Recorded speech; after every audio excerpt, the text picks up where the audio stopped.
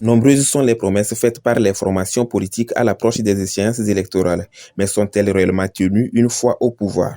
C'est une question légitime à laquelle s'intéresse la plateforme citoyenne Topco qui engage un suivi strict des projets annoncés par les dirigeants. Topco, c'est une plateforme qui fait le suivi des promesses électorales.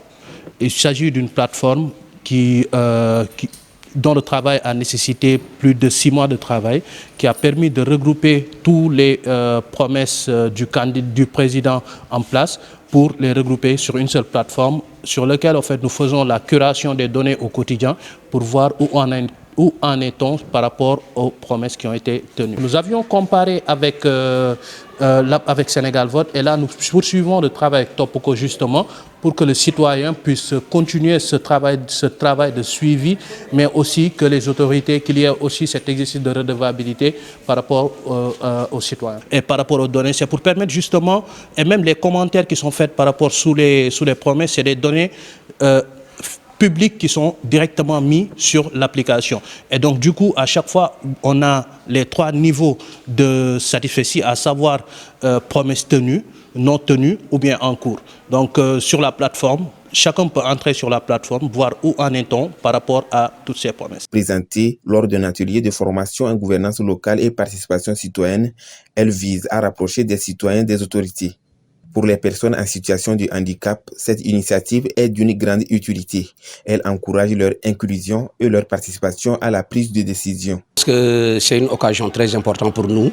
Et quand on parle des personnes en situation de handicap, déjà, il y a cette question de discrimination à l'endroit des personnes en situation de handicap. Mais aujourd'hui, le projet nous a permis vraiment de valoriser cette question des personnes en situation de handicap. D'autant plus qu'on ne peut pas parler de développement sans donc intégrer les personnes en situation de handicap.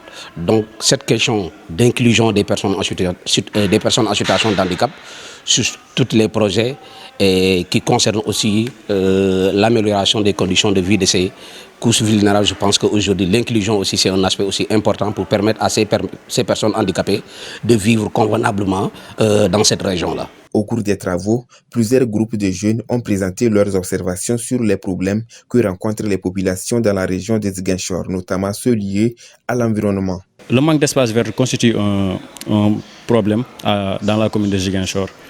On voit que les espaces publics manquent déjà et ce n'est pas aménagé de façon arborée. Moi, je suis dans un quartier où les jeunes sont bien engagés et sont prêts à tout donner pour le développement du quartier, de la commune, surtout de la région aussi.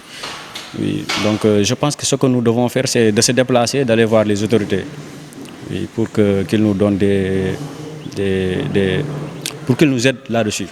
Oui, c'est ce que je voulais partager. Cet atelier de formation en gouvernance locale et participation citoyenne se déploie dans plusieurs régions du pays avec un objectif, rendre des comptes et renforcer la transparence dans la gouvernance locale.